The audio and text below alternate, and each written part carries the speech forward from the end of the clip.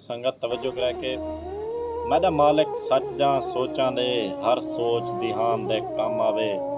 ਹਰ ਬੰਦੇ ਕੋ ਇਨਸਾਨ ਬੜਾ ਇਨਸਾਨ ਇਨਸਾਨ ਦੇ ਕੰਮ ਆਵੇ। ਅਰਮਾਨ ਅਰਮਾਨ ਅਰਮਾਨ ਹੋਵਨ ਅਰਮਾਨ ਅਰਮਾਨ ਦੇ ਕੰਮ ਆਵੇ। ਦੇ ਮੇਰਾ ਮਾਲਕ ਜਾਨ ਜਹਾਨ ਹੁਆ ਜਿਹੜੀ ਜਾਨ ਜਹਾਨ ਦੇ ਕੰਮ ਆਵੇ।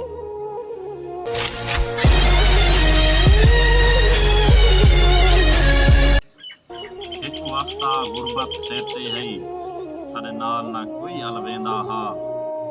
ਸਾਕੂ ਯਾਰ ਸਾਡੀ ਬਦਬਖਤੀ ਦਾ ਹਰ ਸਜਣ ਵੀ ਮਿਹਣੇ ਦੇਂਦਾ ਹਾ। ਹਾਲ ਫਕੀਰੀ ਹਾਲ ਸਾਡਾ ਕੋਈ ਨੌਕਰ ਨਾ ਖੜ ਲੈਂਦਾ ਹਾ। ਅੱਜ ਦੇਖ ਕੇ ਕਾਤੇ ਬਖਤ ਮੈਦਾ ਉਹ ਸ਼ਖਸ ਵੀ ਵਦਾ ਪਛਤੇਂਦਾ ਹਾ।